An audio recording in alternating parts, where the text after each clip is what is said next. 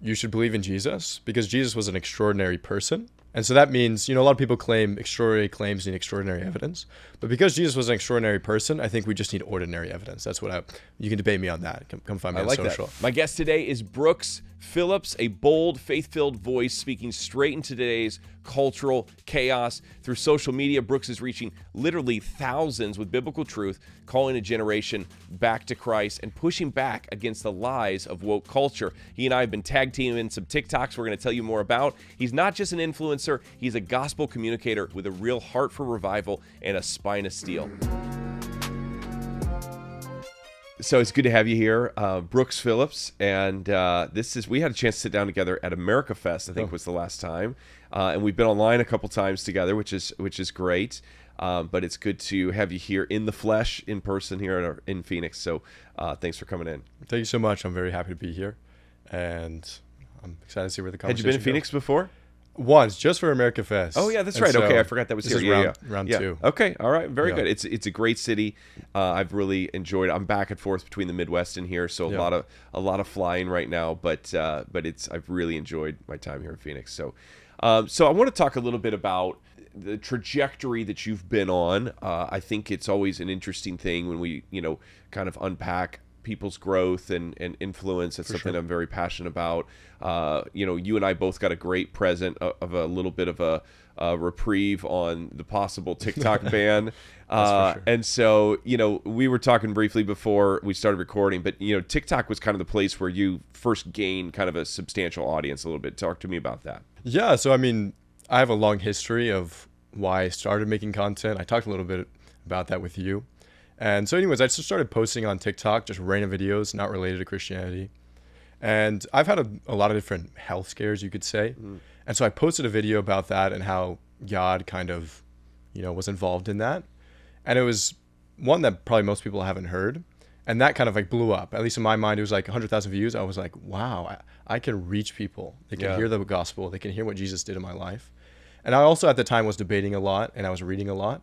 And so I was like, I can also respond to people because I was seeing on TikTok, there's so many atheists and different people that make these crazy claims. And I was like, I can tackle those. Yeah. And so my first one I would say was I was responding to a Muslim, and that one did well too. It was 200,000. I was like, oh, maybe I should shift to this. And eventually that developed into the, all right, let's hear it kind of spiel that I do. Yeah. It's interesting. When I grew up, I've got a few years on you, I'm sure, and I'll be 46 this year, which is crazy to think about. But we had in high school, I had a speech and debate class, and then there was actually a speech and debate club. It was probably viewed as a little like it wasn't the cool thing to do, it wasn't a sport in that sense. It wasn't where, there weren't, students walking in and going, I got to get on the speech team, but I knew that there was value in it. And, I wasn't an outcast by any means, but it wasn't the cool thing to go do, but I knew that there was a benefit. Today, I feel like that the world has changed so much. Today, speech and debate has become, I don't know on a school level, but in the public square, it's become so important. And you have people that are just spending hours watching people debate on their phones. And, you never would have imagined that when I was younger, that was going to be so interesting for people. You've grown up in a different generation than I have. How have you processed that? And how do you approach maybe having those types of conversations with people that are on a completely different side of the aisle from you? Yeah, definitely. Well, I think it starts with comprehension. And so you have to be a very good communicator to break down maybe complicated topics. So when I first started debating, I was reading this, jargon, philosophy jargon so much. And so I would use it in my debates and my communication. And the average person would be like, yeah, okay. They don't even understand what I'm saying. Yeah. And so I think the biggest part is being a good communicator so they comprehend. Yeah. And so I would say as a Christian, and I would call myself an apologist, my favorite arguments are the ones that can be broken down easily. There are arguments called psychophysical harmony argument. And that's really hard to communicate to someone on the other side of the aisle. We'll spell that out at the bottom of the screen there. Yeah. Anyways, I think that's the number one thing. And that's what I had to learn. Yeah. When I started my videos, it was too complicated. There was too much jargon. But when I broke it down for the average person, someone on the other side of the aisle could understand, that's when it, kind of took off. What do you do to prep for that stuff? Because I'm getting ready to go on a bunch of, college tours and speaking to students and everything else. And And I've been kind of working some prep to really make sure that I'm on top of my game and arguments and everything and the counter positions that are going to be presented. But what does that look like for you? How do you study for those things? For my rhetoric, at least, I think in general it takes practice. So when I first started, I would talk to my brother and I would present an argument. Like, I have no clue what you're saying. And so I would retry, and he would help me a lot. He's like, no, I don't know what that word means. Stop using that word. Yeah. And through conversations like that and practicing, you can call it mock debating. Yeah. You get a lot of practice, not only rhetorically, but using your arguments and understanding them. And as it relates to maybe a knowledge base and counter arguments and knowing arguments, I genuinely do think there's no shortcuts. I read a lot for 2 years. Yeah. And so this podcast could be like 8 hours long, and I could talk about different areas in apologetics or different areas in Christianity, just about what I know, just based on what I've studied. Yeah. But yeah, I mean, as you're saying, I mean, if there's a topic that I know I'm going to talk about, I'll refresh it. And so I've written several papers, and so maybe I'll reread a paper I've written. Yeah. Or just review resources. And so I have like, I don't know, different folders on my computer with like 300 different books and articles to review. But okay. Are you a physical book guy or all digital? probably physical. I think I can retain it better. For sure. I agree. I like the tangibility of that for sure. Yeah. So, what you mentioned apologetics, and obviously that's something that you're doing a lot on. You're still in school right now yourself and studying economics. Talk to me about what you see as some of the most important apologetical issues today, because I feel like it's shifted. You know, I was on a show here recently kind of debating somebody, and I kind of started leaning into sort of like, you know, probably what would be a Thomistic, you know, 5 proofs for God, you know, the 5 arguments for God. And, you know, they were so far into a postmodern worldview that they were not effective at all in that conversation, I felt like. And so I'm curious for you, like, where do you feel like that the apologetical front is right now for the church? Like, where do we have to spend our time, like, making cases? And what are the topics that you think pastors and Christians out there need to be stronger in? Well, I would say in general, there's some arguments that have developed recently. And so you're talking about like the 5 proofs that goes way, way back. And for a lot of people, it's hard to understand. Maybe you're too old. Yeah. And so I think an example of keeping up with the times is what science has discovered. And so I'm a big proponent of a fine-tuning argument. Yeah. And so, yeah, essentially the idea is that we have these constants and forces in the universe: cosmological constant, strong nuclear force, gravitational force. And the parameters of this are very small to allow for life. And we're in those conditions. And so the question is, how do we explain this? It seems like absurdly improbable that it would fall in this range, especially if there was no God. Yeah. Because that's the general premise. So that's an idea of like, we need to keep up with the times and what people are persuaded by. I think it's a very powerful argument because people are persuaded by it. I think it's a very strong argument. I could defend it for 2 hours, but I would say that's an idea. And then also, I would say there isn't enough education in general on apologetics. Yeah. I mean, if I ask a Christian, why do you believe what you believe? They won't answer very well, or they won't know how to answer. And I'm not condemning them in any way, but I think it's important to be educated. You know, in First Peter 3:15, you know, he says, you know, the reason within you have to defend it, right? And so anyways, I think just in general, being educated on apologetics, the resurrection is the biggest thing, you know, because most people believe in God. I mean, that's what the studies show. I mean, I'm finding too, we're still dealing with this, like, you know, was Jesus even a real person, right? So like, start there and then take me to the resurrection. Sure. Well, I would just say in general, like, you shouldn't be biased about history. And so in general, you should listen to scholars unless you have good reason not to. And so I would say in general that scholars are unanimously agreed that there is a person named Jesus. And if someone disagrees with that, prove it. Yeah. Go ahead and tell me. They can't, right? I mean, the evidence is abundant. Yeah. And then I would say that this is an important step. There's something called a prior in philosophy. And the idea is it's improbability. It's like, how much evidence do you need to believe something, to be rational believing it? And so the idea here is that Jesus was a special person, a very special person, in a very special circumstance. And so what I mean by that is, like, the claims about the resurrection aren't about my grandpa, a random person, right?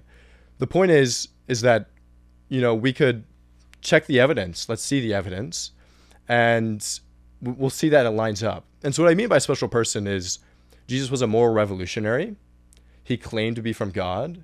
People saw him do miracles. We see this in history. He rose from the dead. At least that was claimed. And so it's not like, oh, it's a random person. And so my point is, most scholars don't believe in the resurrection. Yeah.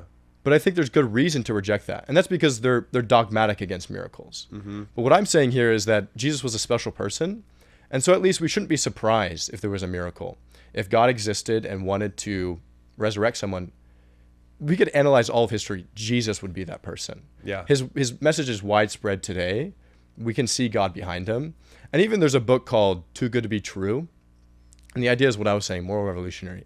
Jesus is so good that he has to be true. Anyways, his ethic is crazy. Yeah, it's an interesting idea because, if there were just some random guy dies out in the middle of the desert someplace and then, is resurrected, and we have no history on him, there's no background, we don't know anything about him, and he does nothing, monumental before or after that in any capacity, that seems very implausible. Do you get fired up by these conversations? Is it, are there any nerves involved for you when you approach it? I mean, a lot of times, obviously you're making content that may be different, but when you're having these kind of in real life, what's going through, Brooks's head as you're moving into that? Yeah, well, I mean, I would say in general, not really, not as much as I used to. I definitely get fired up though. My nerves aren't as much, but maybe it's just my comfortability. Yeah. But I definitely get fired up. I mean, especially when I first started, I would debate till maybe 4 a.m, and I would just pace around my house for 4 hours straight, literally. And my legs would get tired. I have to sit down. And anyways, is that like just live streaming on the phone? Yes, I would walk around like this in my house for 4 hours, circling my downstairs. I can relate to that. Yeah, I can relate. And even I still have that tendency. If I'm in a good debate, I'll have to resist the urge to get up and be like, talking and moving around. Maybe it's just I'm getting fired up. So I need to move. It's very like just the pacing and the presenting this strong polemic. There's just a very it's just such a great Greek philosopher approach to it. So I totally get that. For you, where do you see the church maybe navigating the culture, and we'll say specifically kind of that Gen Z framework poorly? Like, how can we improve our reach to that that demographic right now? Yeah, I mean, I would say it starts with listening. What is their response? What is their feeling? What do they pay attention to? And part of that is, listening, and then we need support. I think maybe the older generation or people that don't understand it aren't willing to understand, and they kind of just sit back or kind of, push it away. People are very scared by this word philosophy, for example. Yeah. And, it's in Colossians 2:8, and maybe there's different thoughts on that. But I guess the point is have an open mind, listen to what people are saying. And I would say there was a lot of people that pushed that up against me. They're like, there's no point to debate, philosophy's evil, things like that. I had a lot of pushback when I was younger. And I thought it was unfair. Hear me out. I'm trying to get people to the gospel. Yeah. I want them to believe that God exists. God wants them to believe that he exists, and he wants to have a relationship with him. And that's the steps. I think it's a little more difficult to jump from an atheist, and certainly God can do this, jump from an atheist to a devout Christian. Mm-hmm. If you take steps, they get more open-minded. Pastors, can I be real for a second? When was the last time that you looked into the company handling your church's giving platform? Because the reality is there's a lot of companies out there funneling money into causes that are completely opposed to the gospel we preach. It really becomes hidden wokeism. That's why I want to point you to a company that I trust, SecureGive. SecureGive isn't just another tech startup chasing profits. It was started by a pastor for pastors. Their goal is to strengthen the local church, not cash in on it. They're privately owned, debt-free, built right here in the USA, and rooted in biblical conservative values. No woke investors, no compromise. And when it comes to security, they don't play games. Your giving data is protected with industry-leading encryption. And if you ever need help, they've got real people that you can call, available 24/7, who care about your church just as much as you do. That's why major churches like Prestonwood and Dream City use SecureGive, and why I think that you should too. Visit securegive.com/turningpoint to schedule a conversation with their team today. SecureGive, where your mission is their mission. This episode is brought to you by Wildflower Coffee Company, specialty coffee brand founded by a Christian husband and wife team, the husband having proudly served in the U.S. military. Wildflower is committed to quality. All of their coffee is organic, roasted to order, direct trade, free from mold and mycotoxins, all made right here in the USA. They've just launched Mind Glow, a new mushroom latte mix that blends the energy boost of coffee with the adaptogenic power of 6 different mushrooms, ashwagandha, and the comfort of cacao. It contains no artificial flavors, binders, fillers, or gums, just clean, functional ingredients designed to support gut health, sharpen your focus, and help fight brain fog. Just add steamed milk and honey, and you're good to go. Head to wildflowercoffeecompany.com and use code STRONGCHURCH at checkout for 10% off your first coffee order. Again, that's wildflowercoffeecompany.com, and the code is STRONGCHURCH for 10% off. Let me share something that's truly life-changing. Pregnancy centers trained by SperaVita, who are seeing over 70% of abortion-minded women choose life. That's not a small win. That's 4 times the national average. This isn't just training, it's transformation. SperaVita equips pregnancy centers with real tools and gospel-grounded strategies to reach women before it's too late. I've been able to work with them personally. Right now, with abortion pills being shipped straight to mailboxes, women are ending pregnancies in isolation, alone, scared, and without hope. SperaVita is stepping into that gap with clarity, compassion, and proven results. But more than that, they offer the hope of the gospel. Every encounter is an opportunity to save a baby and share the love of Jesus with a woman in crisis. Because she just doesn't need options. She needs someone who will walk with her in truth and grace. Here's how you can help. Go to SperaVita.com or SaveMoreBabies.com. Just $45 covers the cost to reach one woman at high risk for abortion. The goal? Train 250 centers, save 1 million lives. Be a part of it today. In general, where do you feel like the trajectory is of social media, and specifically the gospel on social media? Yeah, I think it's very positive. I think there's a positive trend as of right now.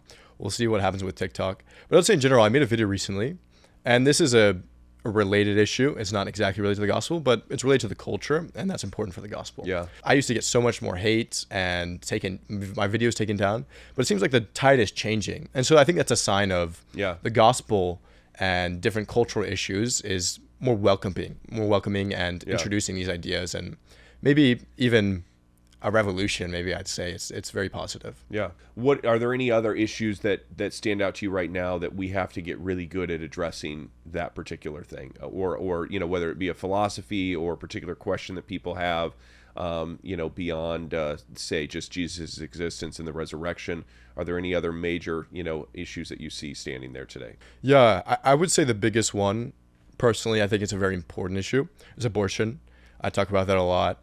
And the reason I say that is because we look at the surveys, and way too many people say, over 50% are like, okay, after 3 months it's bad, or after 2 months, they're still not all the way. We haven't gotten all the way. We haven't changed the culture enough. We haven't changed enough minds for it to be like, no, there's a human being at conception, and we should protect them. You've brought up, transgenderism, abortion.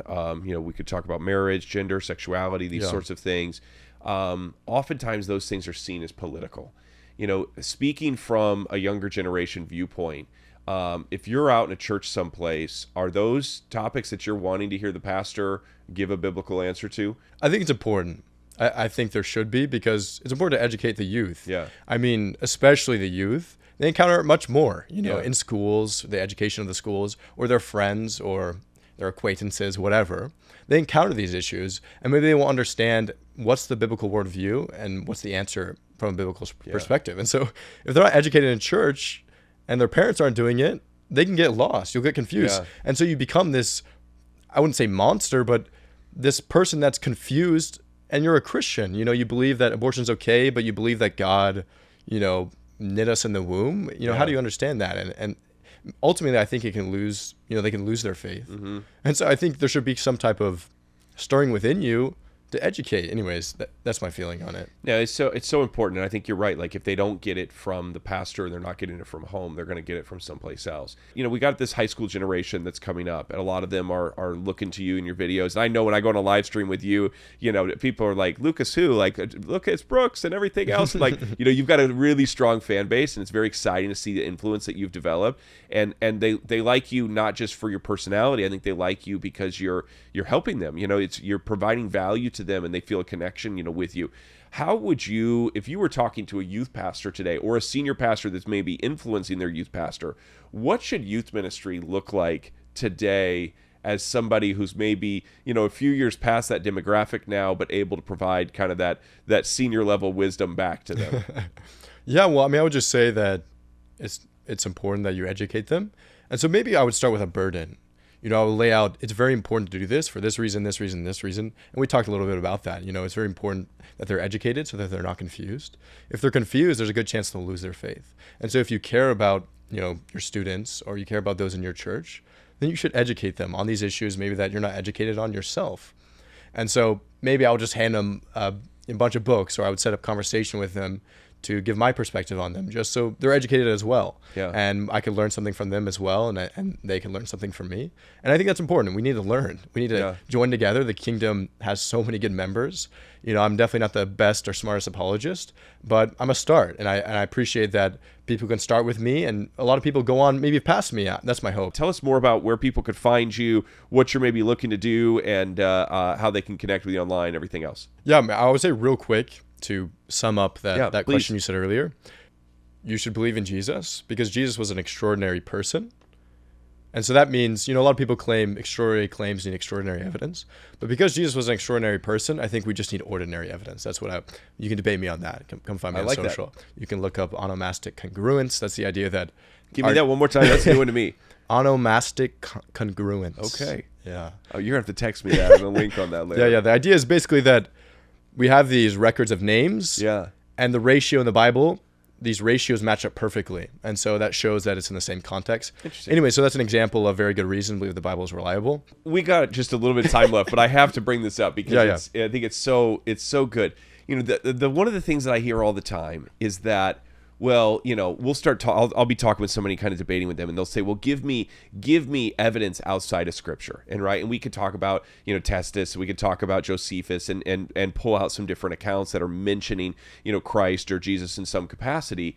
But I always say it's interesting. Like if you went to a detective, and you were trying to open up a cold case, right? And you said, I want to look at this cold case, but I want you to give me some sort of evidence that was not in your file at the time. And their response would probably be, I interviewed every eyewitness that we could find. We put them in this file. So you're probably not going to find a lot of evidence outside of the file that we put together of the original eyewitnesses that we have. That's why they're in the file.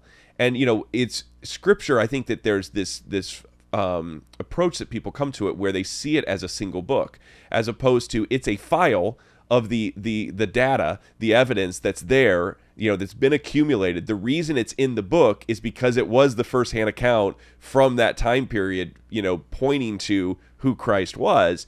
And so by nature of it being in the file, it has a reason it's in the file. It's not some later conspiracy that put it in the file. It's in the file because it speaks to that firsthand evidence of that ordinary data, really what you're talking about, that ordinary, composition of these things for an extraordinary, individual. And again, that's where it's like the education component. You're just like, you want to beat your head against the wall because you're like, that's why it's in the book, is because it is the firsthand evidence. Any thoughts on that? I think that's a great point. You communicated very well. I didn't even have to add anything. I would just say it's very common. I'm debating atheists and I bring up the Bible. They're like, don't use the Bible. And I'm like, why? It's the main historical source. Why do you have a bias against it? I'm not bringing the Bible because I'm saying it's the word of God. We'll get there, but I'm saying it's a historical book, and there's good reasons to believe it's very, accurate historically. So good. Got fabulous guest today, Brooks Phillips. Thanks for being with us. Brilliant mind, great content creator. So make sure we'll put all of his links and handles and everything else in the show notes here. So make sure to give him a follow. And you're probably going to learn something along the way, as I did. I can't even repeat the word that you said earlier. I need you to text it to me because I can't remember it. So thanks for watching Strong Church with Lucas Miles here at TPUSA Faith. And until next time, stay strong.